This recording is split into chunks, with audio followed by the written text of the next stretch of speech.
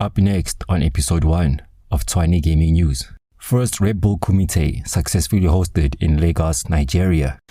Huawei launches MateView GT gaming monitor in South Africa. Grand Theft Auto publisher to spend $12.7 billion on mobile gaming. Capcom cancels Capcom Cup. China achieves 6G. And China launches robots to fight Indian military. Stay tuned until the end. Tshwane Gaming. It's never game over.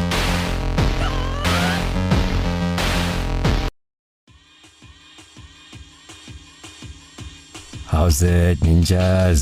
You are listening to the very first podcast of Tshwane Gaming News, the only bi-weekly technology and gaming news podcast in Africa. I am your host, Max Nthite, founder and editor-in-chief of Tshwane Gaming, recording from Pretoria, South Africa. Within the next couple of minutes, I will be bringing you the most newsworthy tech and gaming news from Africa and the rest of the world for the first week of 2022.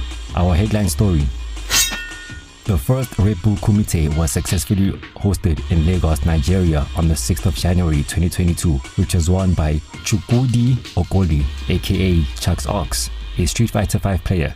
The energy drink company first launched this fighting game competition in 2015, and it has since grown to become one of the biggest fighting game competitions in the world. On his Twitter account, Chuck's Ox said that he is very happy to be the winner of the first Red Bull Kumite hosted in Africa. It's really great to be the first person to be able to win this, and we hope there are many more editions to come. Oh yeah, we hope definitely more editions to come back to back yearly. But one thing I want to ask you right now is, while you were playing from the beginning up to the finals, at any point did you feel like, oh my god, I might just lose this? Oh no, I was confident all the way through. I never had any doubt I was going to win. Was that why when we called you up the first time, you were like, I'm so big, I'm so big, I'm bigger than every other contestant? That was just showmanship, but yeah. Yeah, we like to troll each other like that here. So.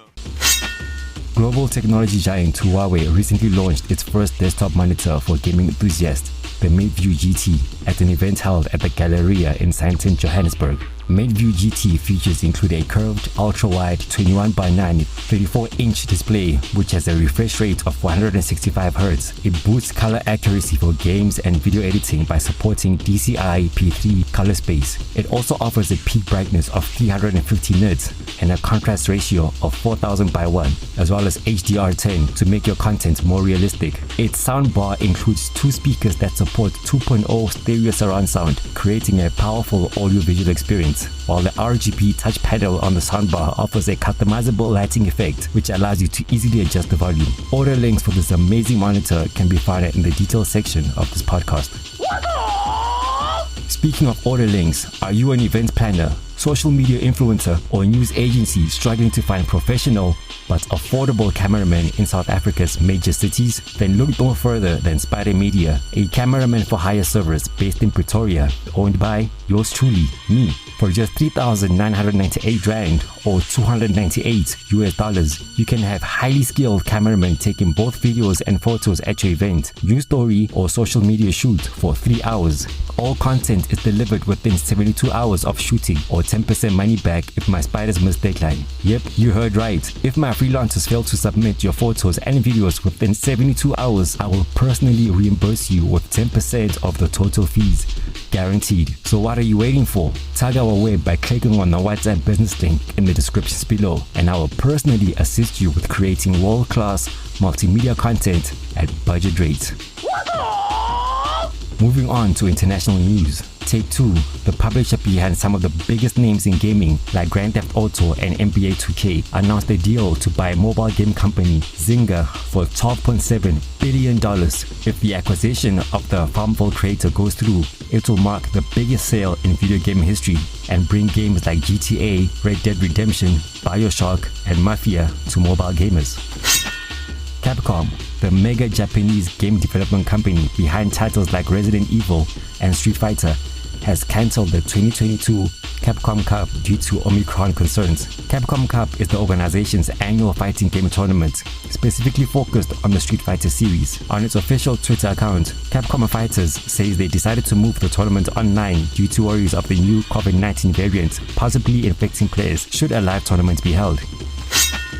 A lab in China claims to have achieved a breakthrough in 6G Wi-Fi technology. Government-funded Purple Mountain Laboratories told the South China Morning Post that it achieved a Wi-Fi transmission speed of just over 206 gigabytes per second, which is nearly 20 times faster than 5G. To put that in perspective, you could download all the Marvel Avengers movies in 4K within 16 seconds at those speeds. Well, 6G is an ultra-fast wireless network expected to arrive around 2030. If we think 5G is fast, 6G could be 100 times faster. The peak speed of 6G could reach 1 terabyte per second with a lag time of 0.1 millisecond, which is nearly negligible. So a world with 6G is almost like science fiction. Think real-time holograms, flying taxis, and human bodies and brains connected to the internet.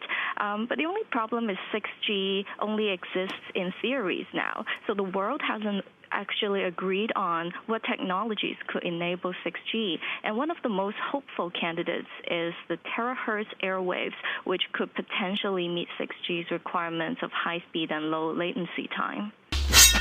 China has replaced its human soldiers with machine gun carrying robots at its Tibet-India border because its troops cannot cope with the freezing conditions and thin air. Vehicles include 88 sharp claws, which are mounted with light machine guns and can be operated wisely, and 120 Mule 200s, which are unmanned supply vehicles but can also be fitted with weapons. Tensions ramped up in 2020 as hand-to-hand fighting broke out between Chinese and Indian troops, with dozens killed in skirmishes fought with melee weapons, including nail-studded clubs. China accused India of provoking its troops, while India accused Beijing of attempting to redraw the border and encroaching on its territory. However, satellite images seem to back India's claims, showing new Chinese constructions in disputed areas.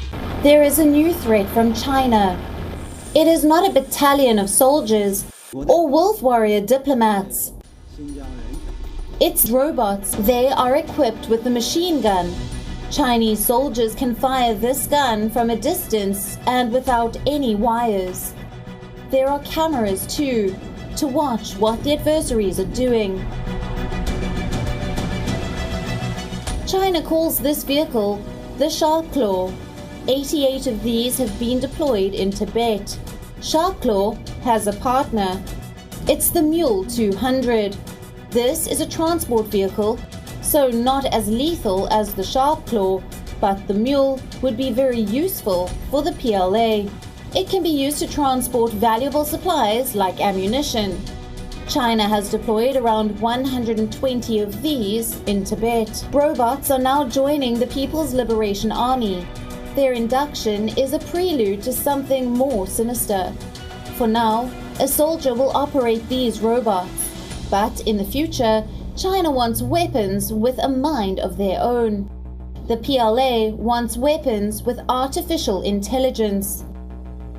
Beijing is moving swiftly to acquire such capabilities. That concludes the first Tshwane Gaming news podcast. If you listen until the end, I really appreciate your ears, and if you would like to financially support this channel, you can click on the links below, such as the Spydr Media WhatsApp business link. But what do you ninjas think of China making breakthroughs in 6G Wi-Fi and sending killer robots to the Tibet-India border?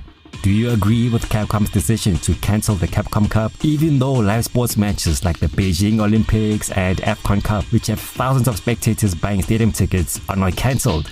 Will Rockstar games like GTA and Red Dead Redemption be great to play on mobile?